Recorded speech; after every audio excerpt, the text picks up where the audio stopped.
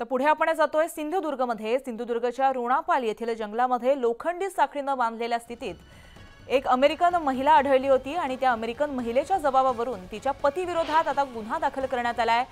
Banda police या प्रकरणी अधिक तपास करतायत। सिंधुदुर्ग पोलिसांची 2 पथकं तमिळनाडूला तपासण्यासाठी आणि तपासासाठी रवाना करण्यात आली आहेत।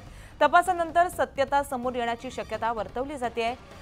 महिलेच्या पतीला ताब्यात घेतल्यानंतर त्या महिलेला लोखंडी साखळीने का बांधण्यात आलं होतं याचा देखील उलगडा होणार आहे। महिलेवर गोव्यातील बांबुळी येथील रुग्णालयामध्ये उपचार सुरू आहेत, तर तिची प्रकृती जी आहे ती स्थिर असल्याची माहिती पोलिसांनी दिली आहे। तर सिंधुदुर्गच्या रोणापाल येथील जंगलामध्ये काही दिवसांपूर्वी एक अमेरिकन महिला आढळली होती। दोरखंडाने लोखंडी साखळीने तिला बांधून ठेवलं होतं आणि यावर त्या महिलेचा जबाब नोंदवला गेला आणि तिच्या पतीविरोधात गुन्हा दाखल करण्यात आला। या सर्व गोष्टी प्रकारे आणि या संपूर्ण प्रकरणाबाबत बांदा पोलीस जे आहेत ते अधिक तपास करतायत आणि सिंधुदुर्ग पोलिसांची 2 पथकं जी आहेत ती आता तमिळनाडूला तपासासाठी पाठवण्यात आली आहेत, रवाना झाली आहेत।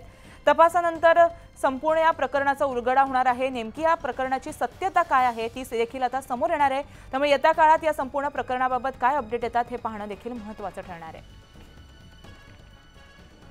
रोणापाल येथील जंगलात साखळी लोखंड दंडाने अमेरिकन महिलेला बांधल्यानंतर तिचा अधिक तपास जो आहे करण्यात येत आहे।